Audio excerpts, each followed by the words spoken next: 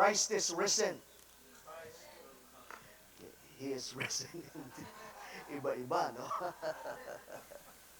And that actually is a tradition among early Christians. Pag gusto malaman ng mga mananampalataya kung ang kausap nila Kristiyano o hindi, they would begin by saying, Christ is risen or He is risen. And kung Kristiyano yung sumasagot, yung kausap, he would respond by saying, He is risen indeed. So let me just test this. Kung Kristiyano ang aking mga kausap. Christ is risen. He is risen indeed. I am also confronted with this assigned passage, a tall order. Genesis chapter 9. Kung paano po iduduktong ang Genesis 9 sa resurrection ni Jesus Christ, that would be a challenge. And at the same time, it's your 11th anniversary. Purihin ng Panginoon. Palakpakan naman natin ating Panginoon. 11 years of God's faithfulness to us. Praise God. And God has sustained us all throughout these years. Kaya mas mahirap ang sermon. Di ko po alam kung paano ko maduduktong lahat itong mga occasions na ito. I believe that you're still in the book of Genesis. Praise God. And ninanamnam nyo ang aklat. And we are in Genesis chapter 9. Am I right? Genesis chapter 9, beginning with verse 8.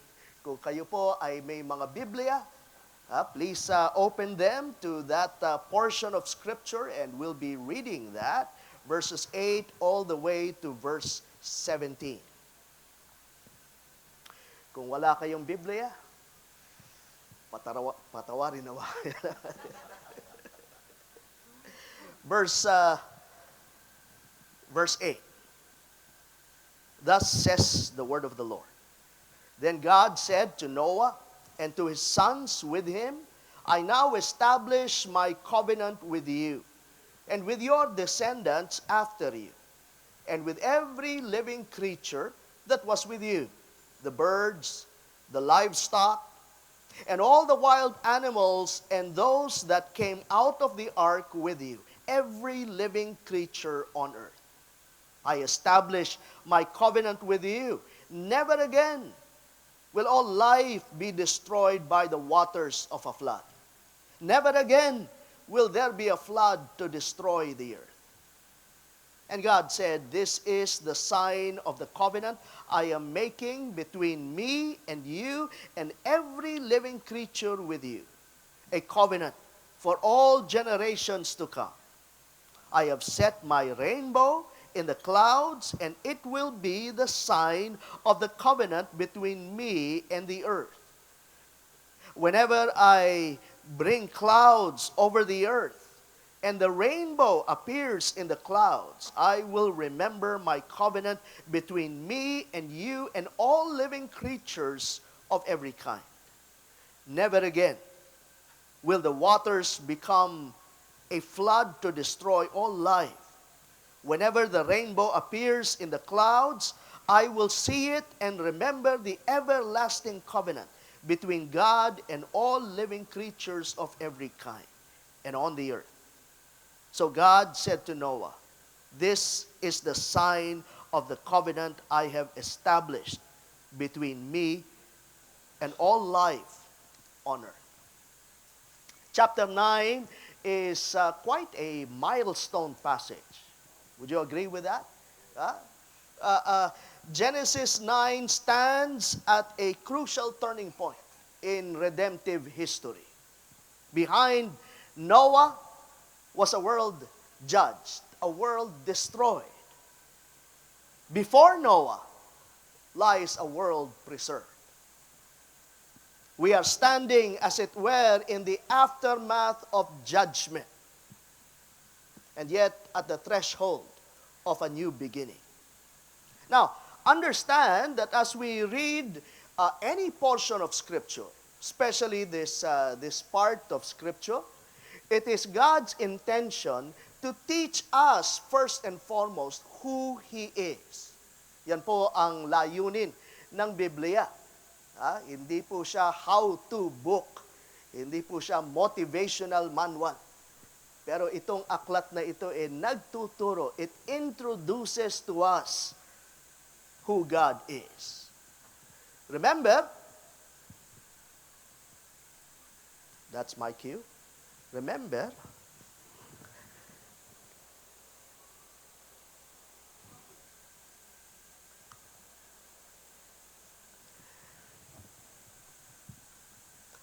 this book was given to a people who had lived in captivity for 430 years. Naalala niyo pa ho ba yan?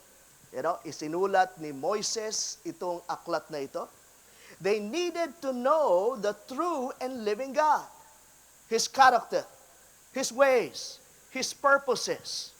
Lahat ng mga nalalaman nila tungkol sa Diyos galing sa pagtuturo, infusion ng mga Ehipto, which are all fake, hindi totoong mga katuruan. And they had to get rid of those ideas patungkol sa kung sino talaga ang Diyos. So higit sa lahat, ang tinuturo ng ating Panginoon dito kung sino siya. And what does this narrative show us? What does this narrative show us? Let us move back a bit and discuss the flood.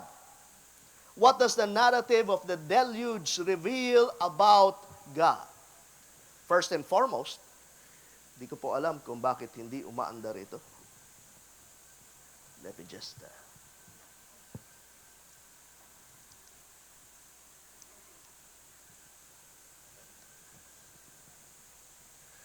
First and foremost, it shows us that God is a holy, holy, holy God.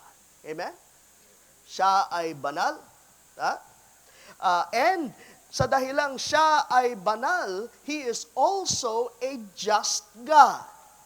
The two go hand in hand, don't they? Hindi po pwedeng maalis, yung dalawang item na yon, the holiness of God and the justice of God. The flood, mind you, is not an overreaction. Minsan, inaakala natin, sobra naman ang Panginoon sa kanyang hustisya. Pinatay niya lahat. Buti nga, nagtira pa ng 8. Pero halos lahat ay pinagpapatay niya sa pamamagitan nitong delubyo na ito. But the flood is not an overreaction. It is a righteous response. Genesis chapter 6 verse 5 tells us that the wickedness of man was great in the earth.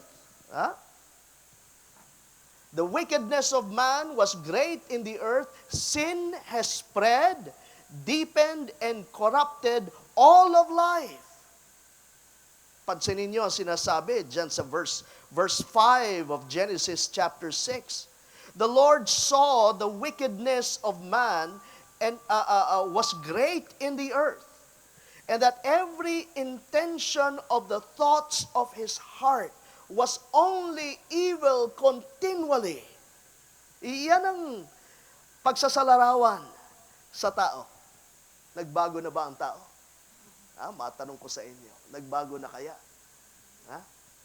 So here we see that this is how God sees mankind. Wicked, evil, rebellious. And what He did was a righteous response. God acted, and this reminds us, mind you, this reminds us that God is not indifferent towards evil. He is not soft towards sin. God's holiness demands judgment. Pwede ko ba ulitin yun? God's holiness demands judgment. The destruction of the world was not excessive. It was well-deserved. Every drop of rain that fell from the heavens declared God judges sin rightly. Can't emphasize that so much. Sa impyerno, ini-imagine ko lang. In hell, no one can ever say God is unjust. Romans chapter 3 verse 19 states, "Now we know that whatever the law says, it speaks to those who are under the law." Listen to this. "So that every mouth may be stopped." Sa impyerno, tameme lahat.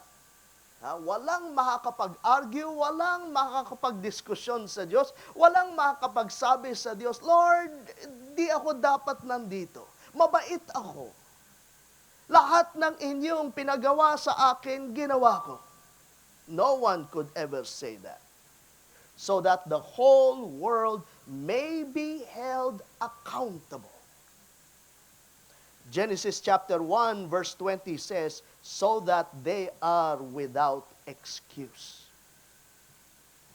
Secondly, we also learn from the flood, from the story of the flood, that God is a sovereign God. Napansin niyo ba yun? Kung saan lahat ng mga nilalang ay sumusunod sa Diyos. Creation follows God, obeys His command. The fountains of the deep burst open, and the windows of heaven burst forth as well. The flood, listen to this, was not a mere disaster. It was no act of Mother Earth. It was a divine act. It was the righteous judgment of Father God Himself. Understand that. Not Mother Nature, but Father God. And it reminds us we do not live in a random universe. We live under the authority of a holy and sovereign God.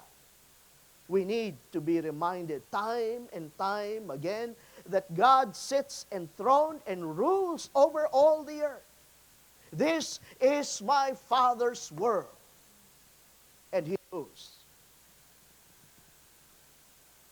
But Genesis chapter 9 does not leave us only with judgment, does it? In the covenant that God establishes with Noah, He reveals another dimension of His character. God is faithful. God is merciful. Here we see His steadfast faithfulness and His abundant grace. Amen po ba? And we must understand this clearly. This covenant is more than just a promise of preservation. It is a declaration that God remains committed to His redemptive purpose despite human sin. Pansinin niyo, walang nagbago sa tao. Pero committed pa rin ang Diyos sa pagtupad ng Kanyang pangako. Go back to the promise of Genesis chapter 3 verse 15. Remember that?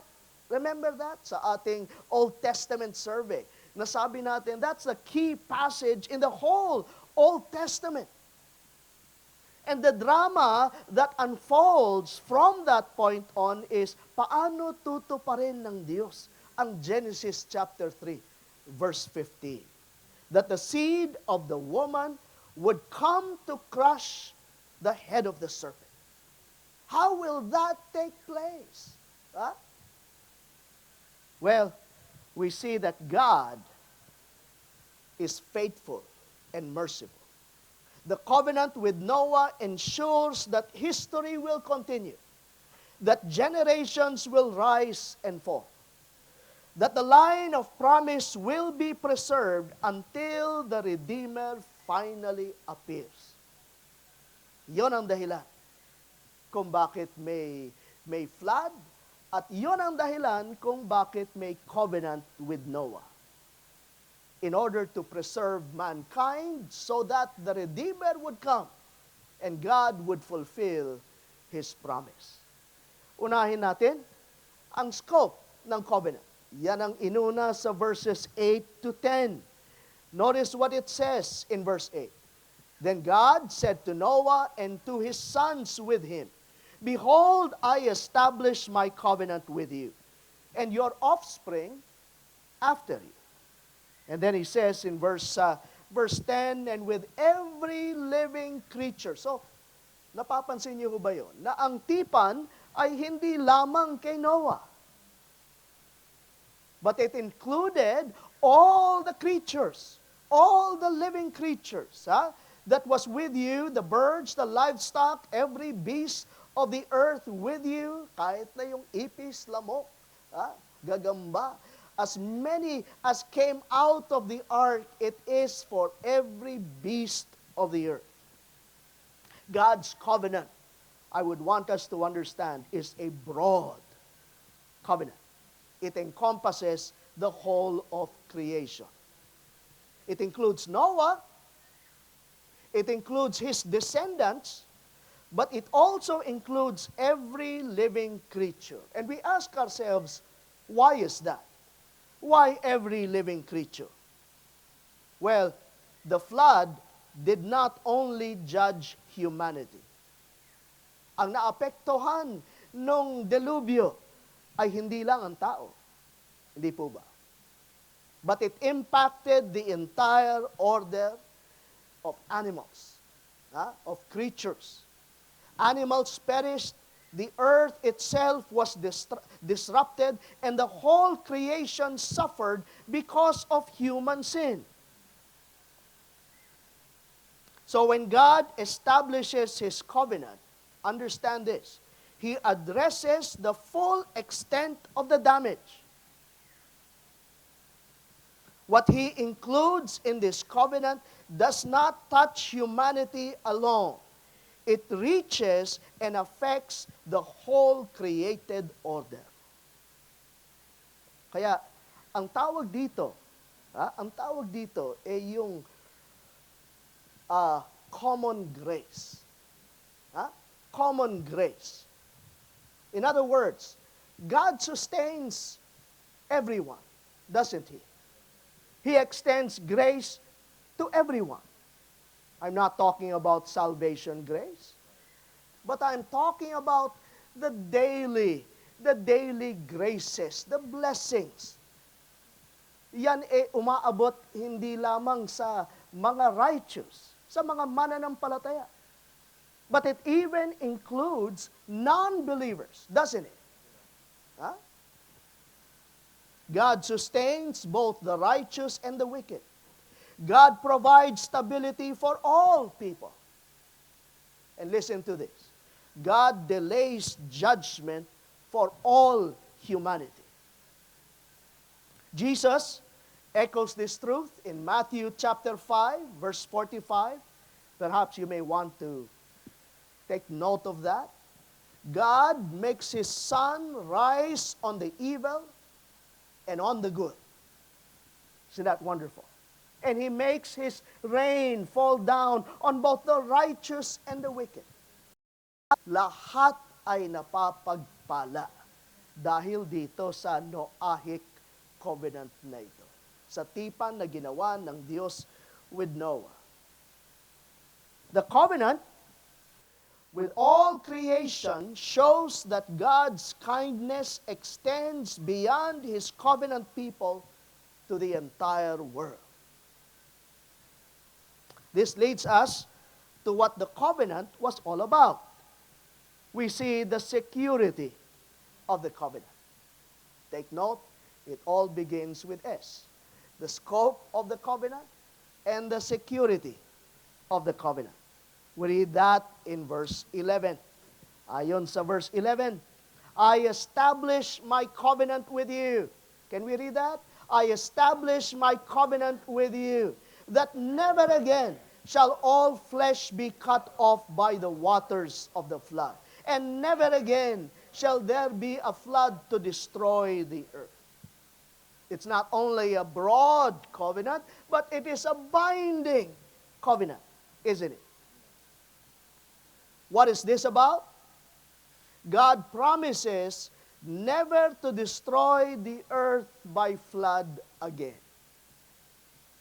Hindi niya sinasabing by fire, no? Sabi niya by flood. This is the reason why this covenant is often called the covenant of restraint and stability. Nais kong i-explain itong tipan na ito because this has a tendency to be misunderstood. Oftentimes, inaakala natin basta, hindi na paparusahan ng Diyos ang tao. We often think in that terms. But this does not mean that God stops being holy. He is holy, absolutely holy. At hindi nagbabago ang kanyang kabanalan. He never stops hating sin. And it does not mean that God cancels judgment altogether. Are you with me? God never does that. He does not cancel judgment. So, balang araw, makaaasa tayo na babagsak at babagsak ang hustisya ng Panginoon. Again, going back to the fact that God is holy and just. Right? His nature itself demands that. Let me explain the covenant of restraint. Bakit restraint? When we speak of restraint, we are talking about God holding back what is rightfully deserved. Are you following? Dapat patay na tayo lahat. That's the unfortunate truth. Since we are wicked, we are unholy and rebellious people, then it demands that we be judged for our sins. But God, for a time, restrains His judgment. We are talking about God holding back what is rightfully deserved.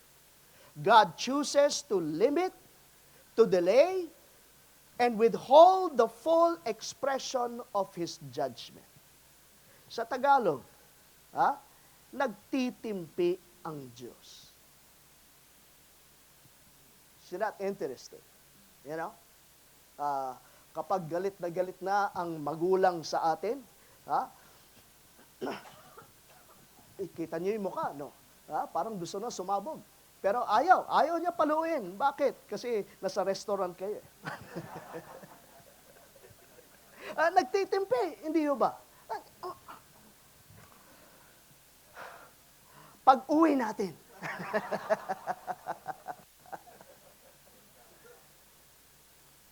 That is how God feels. We are living in that point of time when God restricts His judgment. Ibubuhos niya dapat ang kanyang galit. Pero hindi. Now, there's another aspect to this restraint. And I love this. Divine restraint does not only mean that God restrains His judgment, it also means that God restrains human sin. I love that. Human sin from expressing itself to the fullest extent. Remember Genesis chapter 6? Remember that? Yeah? Of course, it can open up a can of worms. Diba? We often debate upon the sons of God. Who are the sons of God? Are these angelic beings? Are these blah, blah, blah, and all these theories? We won't get into that, perhaps later on. Pero suffice to say, if God did not restrict evil from taking place, we're back to Genesis chapter 6. Unrestrained evil. Notice that after the flood, Nothing has changed about the human heart. Minsan nag-aakala matapos ang flood, natuto na ang tao. Amen? Buti walang nag-amen. Hindi to yan. Walang pagbabago. It's the same. The human heart is corrupt. Sabi sa Genesis chapter 8, verse 21, the intention of man's heart is evil from his youth. So, if evil were left completely unchecked, the world would again descend into total corruption. And a wonderful example, medyo anticlimactic ito. Sorry sa mga susunod na speakers sa akin. Pero a wonderful example of this restraint of evil is seen in the following story. The story of the Tower of Babel. Remember that? Some of you have read through Genesis and you know that. The best example is the Tower of Babel. God limits the spread of sin. Nagka-tipon-tipon ang mga tao. Di ba maganda yon? United ang mga tao. Pero united sa kasamaan. United para i-defy ang Panginoon. That's somehow unrestrained evil. Right? But Genesis chapter 11 verse 6, notice this. The Lord said, behold, they are one people, and they have all one language, and this is only the beginning of what they will do. Kaya, basahin natin, Basa. And nothing that they propose to do will now be impossible for them. Unrestrained evil. Diba? Pasalamat tayo sa Panginoon, kinonfuse sila ng Diyos. At nagkalito-lito sila, hindi nagkakaintindihan. Yung isa, Kapampangan, yung isa, Tagalog, yung iba-ibang mga lengguwahe. Kaya they were dispersed from that point on. Right? That is an example of God restraining evil. Unchecked evil, unchecked unity in sin would accelerate evil. This is the reason why. I won't go through this too much, pero I want you to note down 2 Thessalonians 2, verse 17. You know why I ask you to take note of that? 2 Thessalonians 2:17. Because it speaks of the restrainer. Let me ask you, who's the restrainer? Who restrains sin? God. God Himself. And that's what we see in 2 Thessalonians chapter 2, verse 7. Therefore, for the world to continue, God must restrain judgment from above. And God must restrain wickedness from within humanity. This restraint produces stability. Kaya tinatawag yan na covenant of restraint and stability. Yung restraint ng Diyos ang napoproduce stability. God promises to restrain His judgment to preserve the natural order of the world. So what? So that history, human history, may continue. God is establishing stability for redemptive history.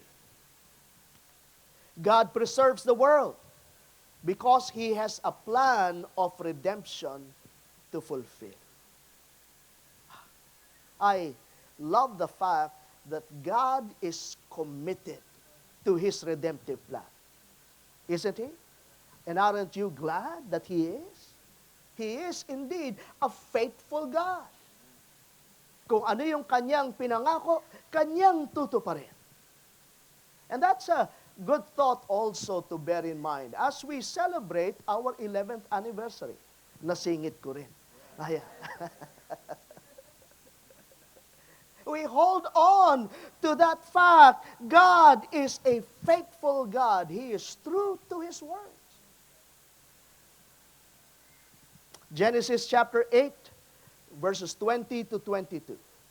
Noah built an altar to the Lord and took some of every clean animal and some of every clean bird and offered burnt offerings on the altar.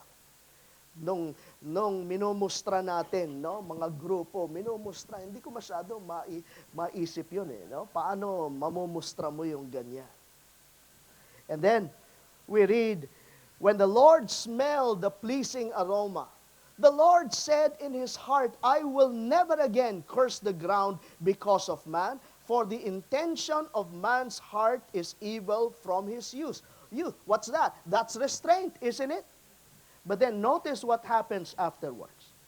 Neither will I ever strike down every living creature as I have done, while the earth remains. Come on, read that. While the earth remains, seed time and harvest, cold and heat, summer and winter, day and night shall not cease. Nakangahulugan, tuloy-tuloy ang buhay. Oh, di ba magandang pangako yan? You know? Tuloy-tuloy ang buhay. The rhythms of creation will continue. Summer, winter, spring, fall, rain, dry season, whatever it may be. Tuloy-tuloy ang buhay. Before God establishes His covenant in Genesis chapter 9, He already declares its effect in Genesis chapter 8. The world will not spiral into chaos. It will not. Seasons will come and go. Day will follow night. Why? Because God Himself sustains it. Once again, God is a sovereign God.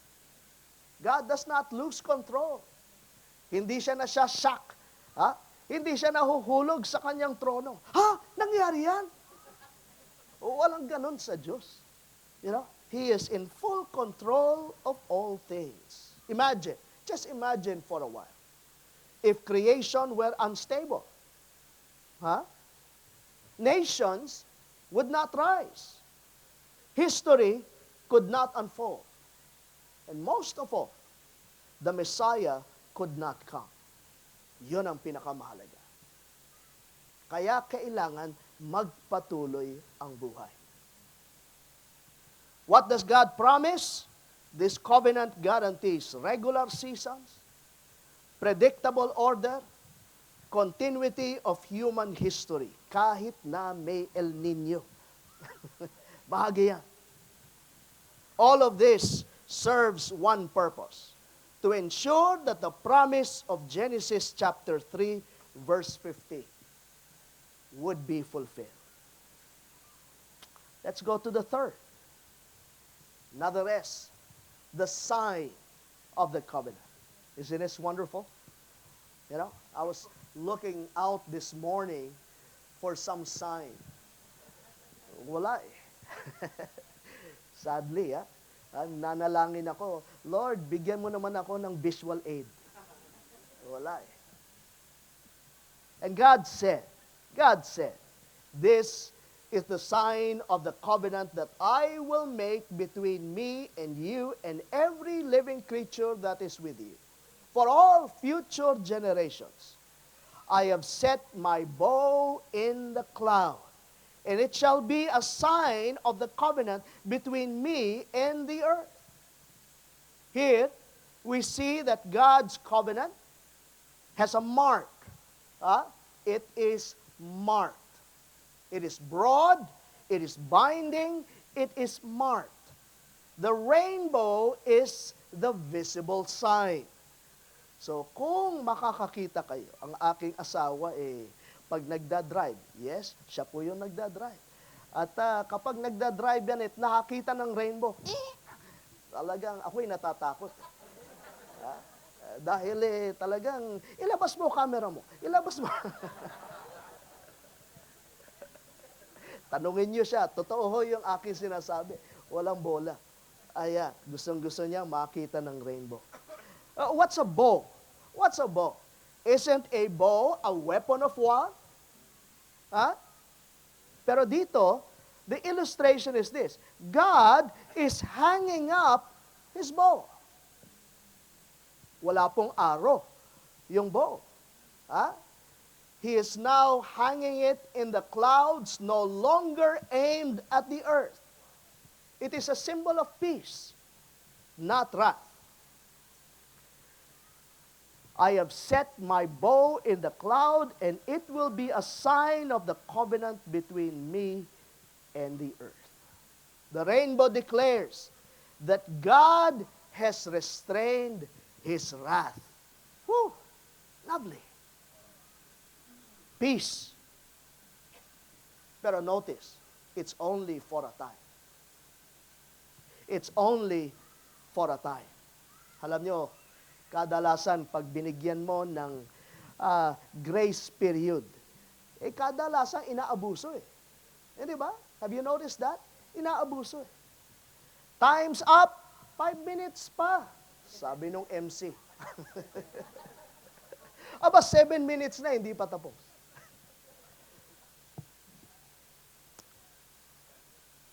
But notice, it points us forward to an appointed time when God would no longer restrain His wrath, but would pour it out in full. Itong pagtitimpi ng Panginoon, panandalian lang para matupad niya ang kanyang layunin. But there will come a time when God will pour out the fullness of His wrath. Let me ask you, when did that take place? When did that take place? It took place already. It took place at the cross. It took place at the cross. Remember Isaiah chapter 53, verses 5 to 6? He was pierced for our transgressions. He was crushed for our iniquities. Upon Him was the chastisement that brought us peace. And then He says, the Lord has laid on Him. Nais kong imustra. The Lord has laid on Him the iniquity of us all. Yun ang dahilan kung bakit habang nananalangin ng ating Panginoong Hesus, pumapatak ang dugo mula sa kanyang loob. It was such an intense moment, wasn't it? Hindi siya natatakot mamatay. Huwag niyo pong inaakala na ganon. Hindi po siya natatakot sa paghihirap that was ahead. But what really gripped him was the fact that God will pour out the fullness of His wrath upon him. If only, Father, you would take this cup of suffering from me. Pero purihin ng Panginoon, hindi doon tumigil ang kanyang panalangin. Di po ba? Nonetheless, not my will. Not my will. But yours be done. And that ought to be the pattern of prayer for all believers. Not my will, but yours be done. It took place at the cross.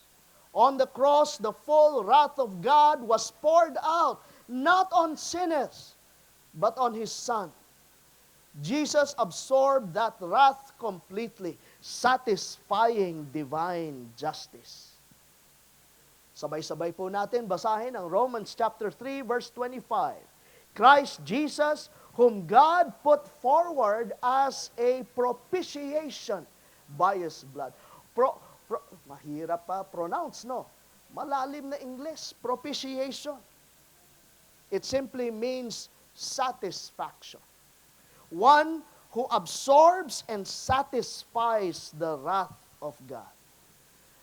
Matapos ibuhos ng ating Panginoon ang kanyang hustisya, He was satisfied. Isn't that wonderful? we ask ourselves another question. Here's another question. How do we know that his sacrifice was accepted? Huh? How do we know that? How do we know that God's wrath was fully satisfied? Listen to this. God raised him from the dead. Yun, napasok ko din. Are you following? You know? Notice what he says in Romans chapter 4, verse 25. Who was delivered up for our trespasses and raised up for our justification. The resurrection of God, the resurrection is God's declaration to the world. The payment is complete. God is satisfied. The wrath is fully satisfied. The work is what? Is finished. Is finished. The rainbow, beloved, shows us that God restrains his wrath. The cross shows us that God poured out his wrath. The empty tomb declares that his wrath has been satisfied. Consider this. I shudder at this thought, but consider this. What awaits those who reject the only sacrifice that has fully absorbed the wrath of God?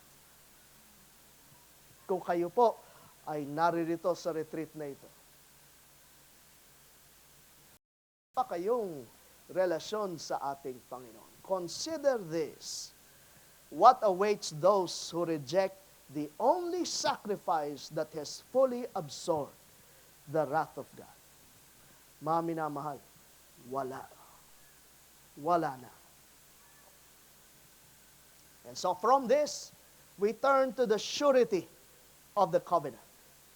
The surety of the covenant. When I bring clouds over the earth, and the bow, the empty bow, is seen in the clouds, I will remember. I will remember my covenant that is between me and you and every living creature of all flesh. And the waters shall never again become a flood to destroy all flesh. Didn't he say that already? And yet he repeats it again for emphasis' sake. That's not for his sake, but for us. Kailangan natin ng assurance eh. Di ba? Marami nang dumaan na politiko at nagsasabi, eto, pangako ko, pangako ko, pangako ko, pero hindi natutupad. How sure are we that God is true to His word? And so He takes an oath. He repeats Himself time and time again. Never again. Never again. When the bow is in the clouds, I will see it and remember the everlasting covenant between God and every living creature of all flesh that is on the earth. God's covenant is remembered. Now, when God says, I will remember my covenant, it does not mean that He forgets. Minsan, yun ang implication. Uy, nakakalimot ba Diyos na kailangan niya ng remembrance? Suddenly, He recalls it when He sees the rainbow.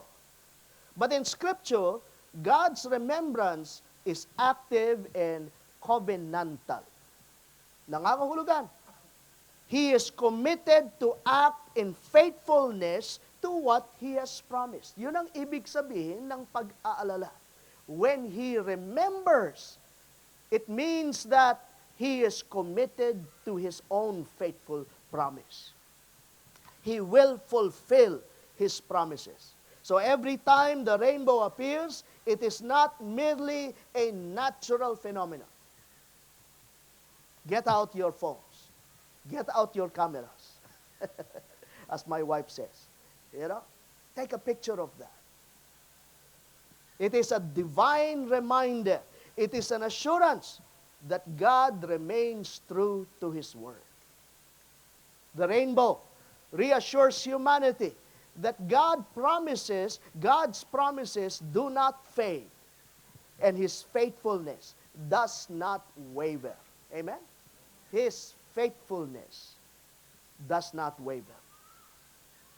And so the rainbow stands as a visible testimony that God remembers. And because He remembers, God is faithful. Finally, we have the last S, the seal of the covenant. The seal of the covenant. God said to Noah, "This is the sign of the covenant that I have established between me and all the flesh that is on the earth." Huh? Didn't I hear that read initially? Huh? But he repeats that again. He repeats that again. God's covenant is confirmed. The repetition in the passage is not accidental. It is intentional. When God repeats Himself, He is not adding new information. He is reinforcing with certainty. He wants there to be no doubt, no ambiguity, no uncertainty about what He has established. This is the sign, He says. Again and again, God declares it. Why? Because the promise does not rest on human faithfulness, but it rests on God's character. God Himself, notice, guarantees the covenant. Have you noticed that? It's not upheld by Noah.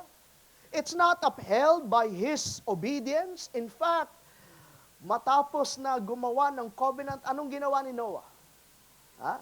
Baka magalit yung mga susunod na speaker sa akin. Anong ginawa ni Noah? Naglasing. Paano siya nakagawa ng alak? Di ba? Ibig sabihin, may intention talaga siyang maglasing. You know? Noah does not speak. Humanity does not respond. Creation makes no vow. No decision. No raising of hands. No writing down on the comment card. Nothing whatsoever. It is not dependent on human obedience. It stands because God has established it. God alone establishes and guarantees the covenant. This is a covenant grounded not in human faithfulness, but in divine mercy. And God binds Himself to His creation without requiring anything in return. The promise stands because God has established it. Amen? God is faithful. May that attribute of God be the sustaining truth that sustains you all throughout the year, this 11th year, right? God is faithful. The God who sustains us then will continue to sustain us all throughout the years. Let me leave you with some thoughts of reflection. Just three to take home, and perhaps during your HFG or whatever you call your cell groups, you may want to discuss these. Number one, how does the flood and the Noahic covenant deepen your understanding of God's character? Particularly, His holiness, His justice, His sovereignty, and mercy. How do these attributes jive with each other? Our tendency at times is to tilt to one extreme, right? God is merciful. Oh, how we love that. God is merciful. But understand, we need to balance that with another truth. God is holy and just. Otherwise, we worship a God that is a figment of our own imagination. Secondly, The sermon emphasized that God restrains His wrath in Genesis, but He pours it out on Christ at the cross. How does this truth shape your understanding of the seriousness of sin and the greatness of Christ's sacrifice? Parang routine na lang sa atin ang Lenten season. Routine na lang sa atin yung inaalala natin ang sakripisyo ng ating Panginoon. But understand the magnitude, the intensity of the anger of God, the wrath of God that was poured out on His Son. And finally, if the rainbow assures us that God remembers His covenant, the resurrection proves that God fulfills His promises. How should this shape the way we live day to day? Amen? Reflect upon this even as we leave this retreat.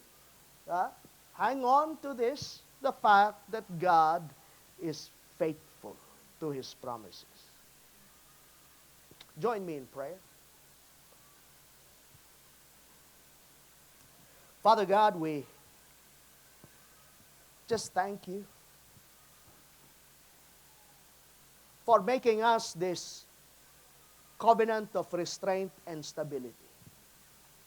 Thank You, God.